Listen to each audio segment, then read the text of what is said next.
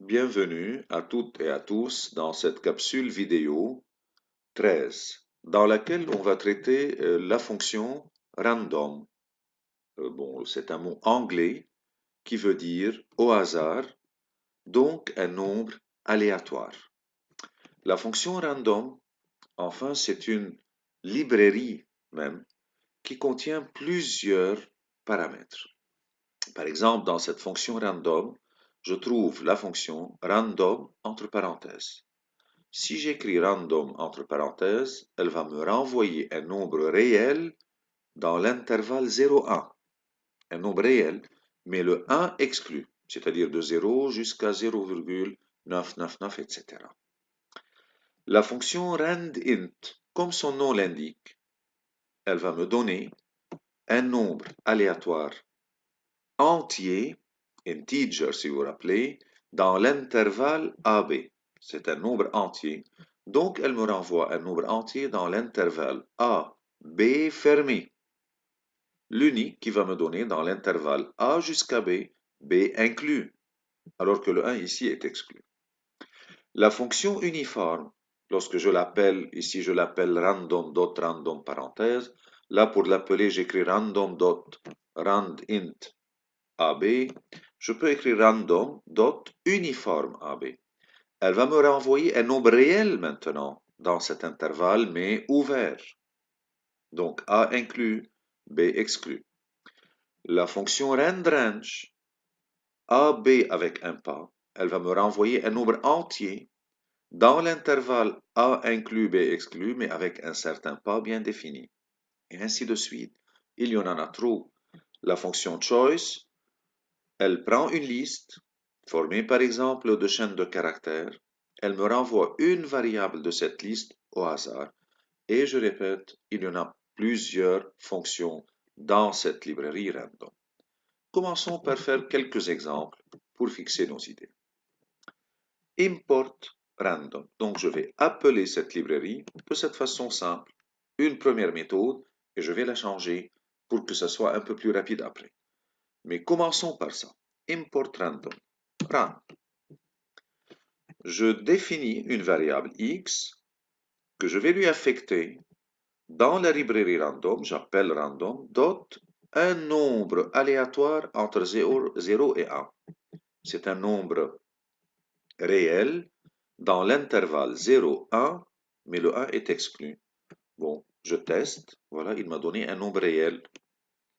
Je relance une deuxième fois un autre nombre réel, et ainsi de suite.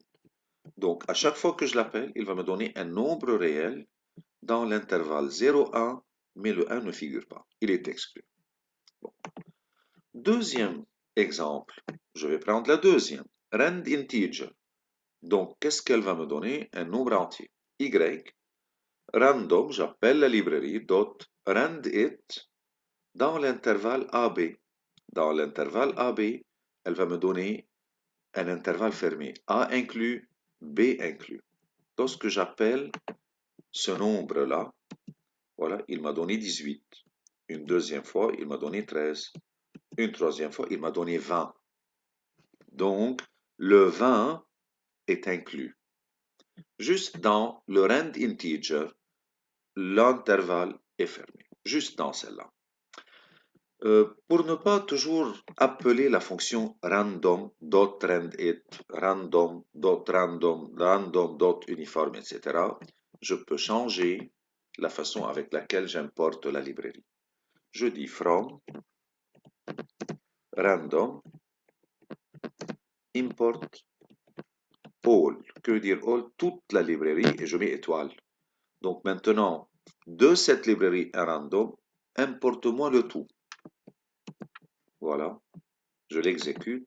Si j'enlève là le nom avec lequel j'appelle, voilà, et j'exécute, il m'a donné. Donc je ne suis plus obligé de mettre ce random dot, juste pour simplifier l'écriture.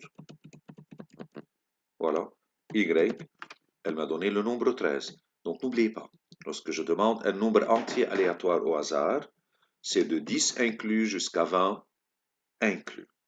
Je peux par exemple le tester une autre fois pour que je sois sûr que la borne supérieure est une borne inclue. Alors voilà, il m'a donné 1, j'essaye une deuxième fois, il m'a donné encore 1, une troisième fois, il va juste me donner 2. Voilà, enfin il m'a donné 2. C'est aléatoire.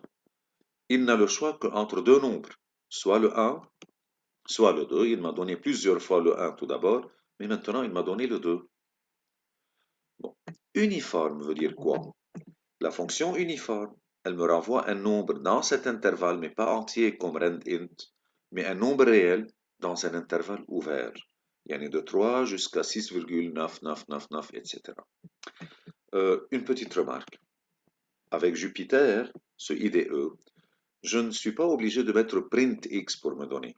Mais si vous travaillez avec EduPython là, vous êtes obligé de mettre printx parce que je sais que vous avez EduPython encore et vous travaillez avec. De même pour y, je dois mettre print y. Mais avec Jupyter, je ne suis pas obligé. Donc, si vous faites le même travail ici, mettez print x, print y. Bon, revenons à uniforme. W égale random.uniform 37, je ne suis plus obligé de le mettre, et j'appelle W. Qu'est-ce qu'il va me donner? J'exécute, voilà. C'est un nombre réel dans l'intervalle 3, 7, mais 7 ne figure pas. J'essaie encore une fois. Encore une fois, il est en train de me donner des nombres réels. Donc, uniforme, il va me donner des nombres réels dans un intervalle B exclu. Random simple avec parenthèse, juste entre 0 et 1, 1 exclu. Rand integer AB, c'est un nombre entier dans l'intervalle AB fermé. Rand range AB pas. Bon, je crois que vous avez saisi. C'est dans l'intervalle 4, 12, 12 exclu, mais avec un pas. Je vais commencer par un pas de 1, disons. Un pas de 1, c'est-à-dire quels sont les nombres possibles dans l'urne. J'ai le 4, le 5, le 6, le 7, le 8, jusqu'à 11. Et je lui demande de cette urne, donne-moi un nombre aléatoire. Il m'a donné 8, encore une fois 8, 9, ainsi de suite. Bon, si je fais le pas de 2, qu'est-ce que je suis en train de lui dire? De me donner un nombre aléatoire entier de 4 jusqu'à 11, mais avec un pas de 2, c'est-à-dire le 4, le 6 se trouve dans l'urne, le 8, le 10 uniquement. Alors, il ne peut me donner qu'un nombre parmi ces 4. Alors, si j'exécute, il n'a pas grand choix. Voilà, c'est ce qu'il m'a donné. Je continue.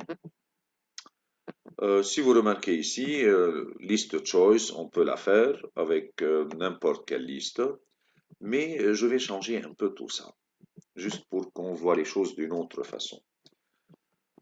J'initialise une liste 1.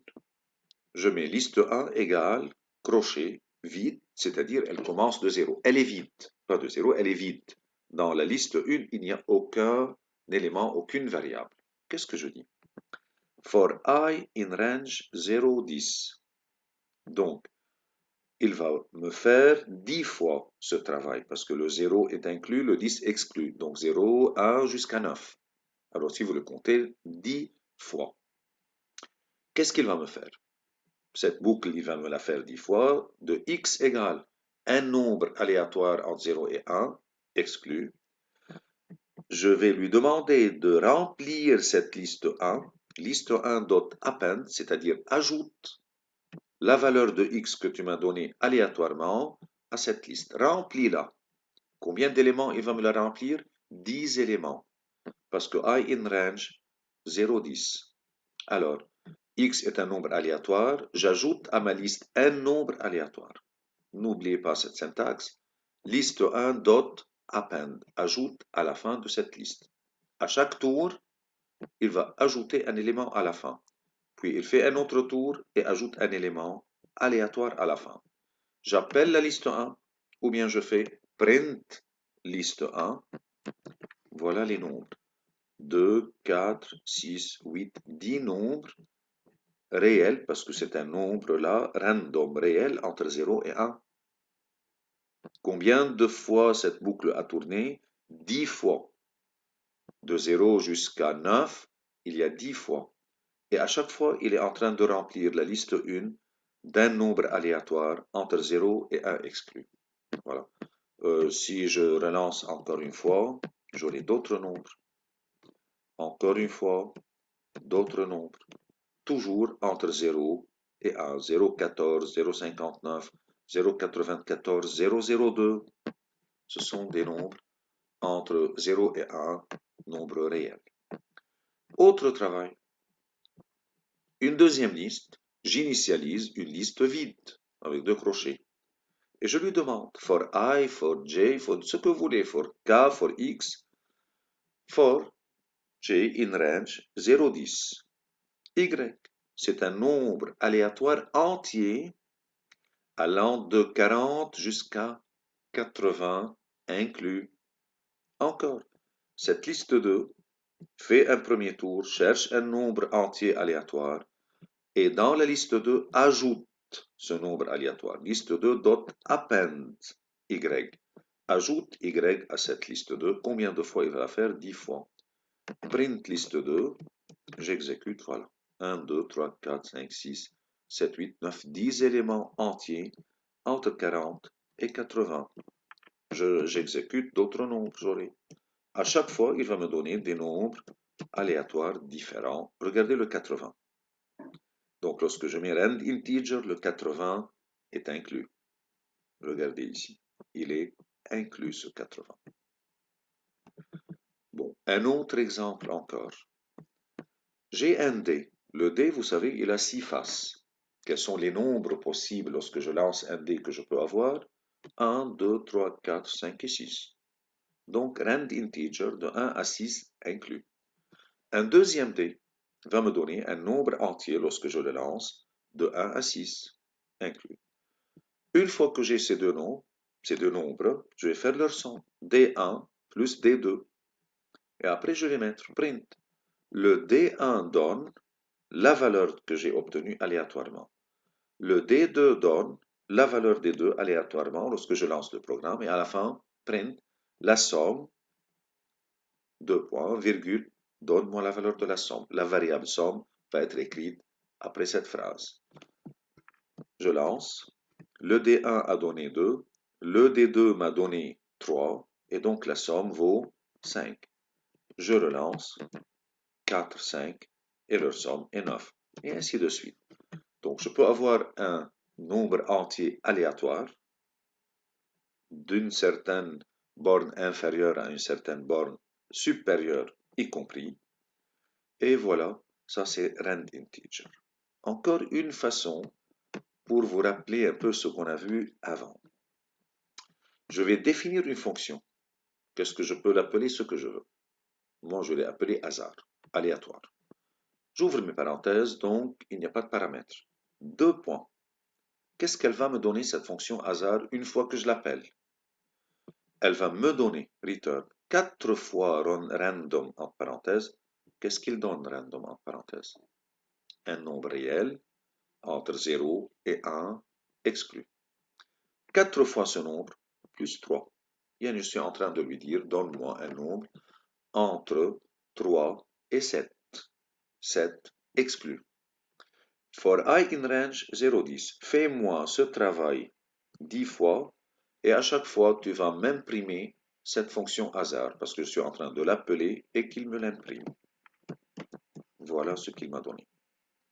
3,22, 5, 6,49, etc. Il a fait ce travail. Voilà une boucle 10 fois.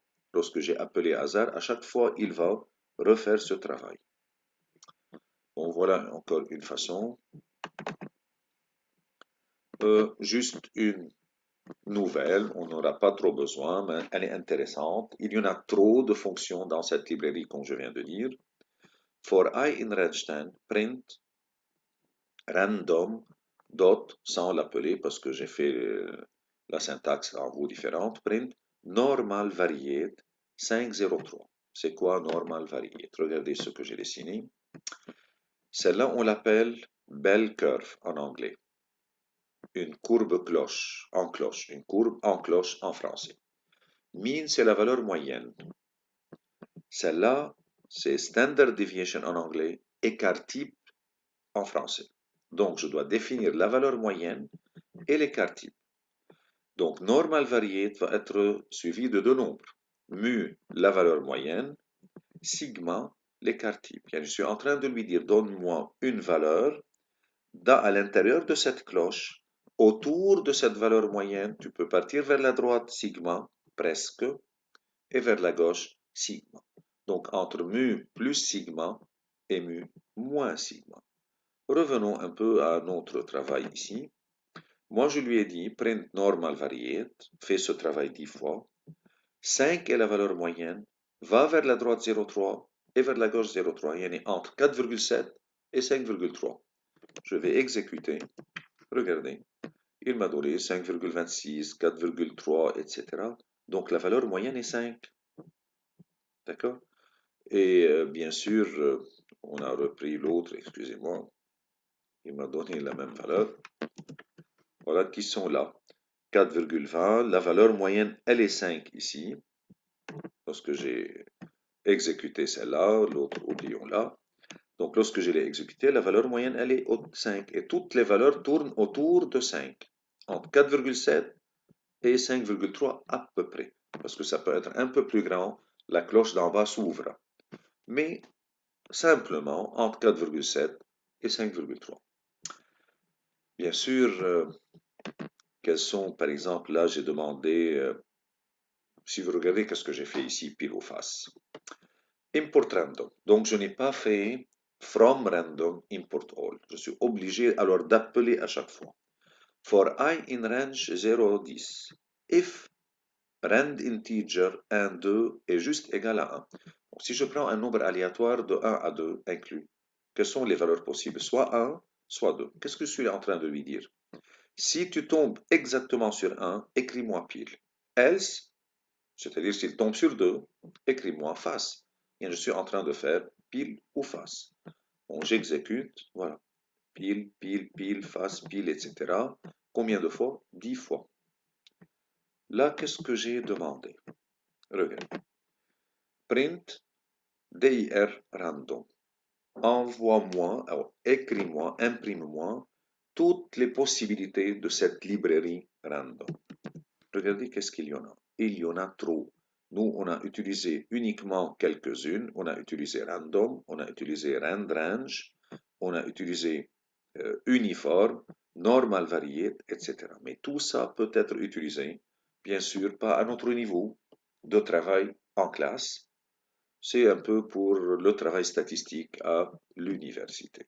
Mais juste pour qu'on ait une idée. Pourquoi cette fonction random nous est utile, nous, personnellement? Parce que en particulier plutôt parce qu'on a à travailler avec la radioactivité dans notre enseignement scientifique. Et c'est une fonction, vous savez bien, la radioactivité, la désintégration a plusieurs caractéristiques, entre autres, bien sûr, elle est spontanée, mais entre autres, aléatoire, due au hasard. Avant de quitter pour 2 minutes, je vais juste vous amuser avec un petit code que vous pouvez refaire à la maison. Regardez qu'est-ce que j'ai fait. Import random. J'ai écrit une variable votre choix. Input. Input, c'est-à-dire je vais interagir avec l'ordinateur. Voilà combien misez-vous. Et input, rappelez-vous, et faites bien attention, renvoie une chaîne de caractères. Et donc, je dois la convertir en entier. Je dois écrire integer. Je ne veux pas de float. Je veux que le nombre soit entier. Mon choix, l'ordinateur. Import random, j'appelle random.randInt de 0 à 100.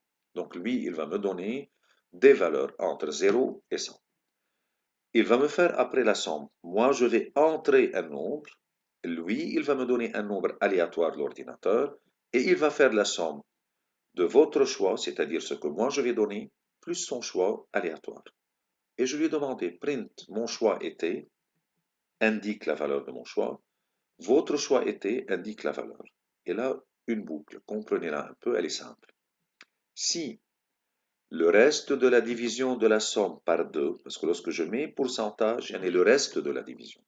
Donc si le reste de la division de la somme par 2 est juste égal à 1, un nombre entier, si je le divise par 2 et il me donne 1, c'est-à-dire il est impair. Le reste égal à 1, pardon, il est impair. Print, la somme est impaire, j'ai gagné. La somme est écrit dollar à la fin. Else, si je n'ai pas un 1, c'est-à-dire j'ai un 0 ici, le reste de la division, parce que ce sont des nombres entiers, donc soit 1, soit 0. Alors, il sera pair et vous avez gagné. Jouons un peu. Je vais mettre un nombre, 44. Combien visez-vous? J'ai choisi Enter. Mon choix, lui, l'ordinateur aléatoire, il est 4. Le mien est 44. La somme est paire. Donc, moi, j'ai gagné 48 $. 48 $. Je joue une autre fois.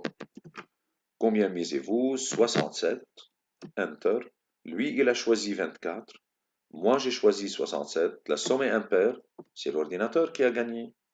Il a gagné 91 $. Et ainsi de suite. On peut s'amuser avec ça. Combien misez-vous? 52. Enter. Lui, l'ordinateur, aléatoirement, il a choisi 40. Moi, j'avais choisi 52. La somme est paire. Donc, c'est moi qui a gagné. Et puisque moi j'ai gagné, on va aujourd'hui s'arrêter là. Après, on va faire avec cette fonction random des exercices de radioactivité. Merci et à bientôt.